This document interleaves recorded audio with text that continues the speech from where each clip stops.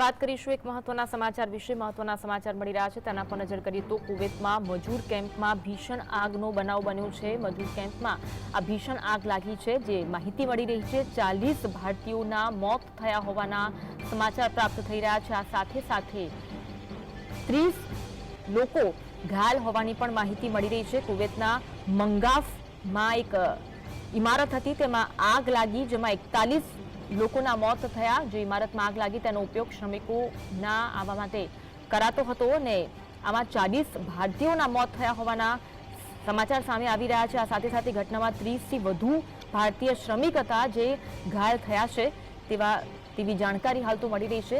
ઘટના સ્થળ પર અફરાતફરીનો માહોલ, જો કે બચાવ કામગીરી હાલ તો કરવામાં આવી રહી છે। 30થી વધુ ભારતીય શ્રમિકો જે ઘાયલ થયા છે તુરંત તેમને હોસ્પિટલ પહોંચાડવાની કામગીરી થઈ રહી છે। સમગ્ર જે વિસ્તાર છે તેને કોર્ડન કરી દેવામાં આવ્યો છે। આ ભયાનક આગ જે લાગી છે, આ ઇમારતમાં આગ લાગતા અફરાતફરી પણ જોવા મળી હતી। આ ભયાનક આગની ઝપેટમાં 40 ભારતીયોના મોત થયા હોવાના સમાચાર મળી રહ્યા છે। કુવૈતથી આ મહત્વના સમાચાર। કુવૈતના શ્રમિક કેમ્પ હતું કે જ્યાં શ્રમિકો કામ કરી રહ્યા હતા તે દરમિયાન આ ભીષણ આગની ઘટના બની। જો કે આગ કયા કારણોસર લાગી છે તે અંગે હાલ તપાસ કરવામાં આવી રહી છે। જો કે જે લોકો ઇજાગ્રસ્ત થયા છે, 30થી વધુ લોકો ઇજાગ્રસ્ત થયા હોવાના સમાચાર, તેમને તુરંત હોસ્પિટલ પહોંચાડવાની કામગીરી પૂરજોશમાં કરવામાં આવી રહી છે। આ સમગ્ર વિસ્તારને કોર્ડન કરી દેવામાં આવ્યો છે। ત્યાં કોઈ પણ લોકોને જવા પર પ્રતિબંધ મૂકી દેવામાં આવ્યો છે અને સાથે સાથે એ પણ જાણવાની કોશિશ કરવામાં આવી રહી છે કે આ કેવી રીતે લાગી। આગ ઓલવવાની કામગીરી પૂરજોશમાં કરવામાં આવી રહી છે। તમામ જે ઘાયલ લોકો છે તો સાથે સાથે જે મૃતદેહો છે તેને હોસ્પિટલ પહોંચાડવાની પણ કામગીરી કરવામાં આવી રહી છે। આ સાથે ત્યારબાદ ઓળખ કરવાની પણ કામગીરી કરશે। 40 જેટલા ભારતીયો છે આ આગમાં મોતને ભેટ્યા હોવાના સમાચાર મળી રહ્યા છે।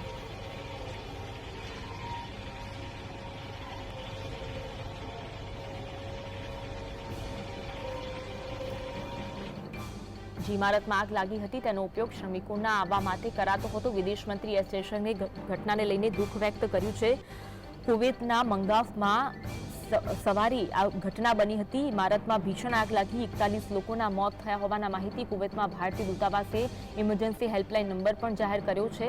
જે લોકોને હેલ્પની જરૂર હોય તે લોકો માટે હેલ્પલાઇન નંબર જાહેર કરવામાં આવ્યો છે। 30થી વધુ લોકો જે ભારતીયો હતા, જે શ્રમિકો હતા કે જે લોકો ઘાયલ થયા છે।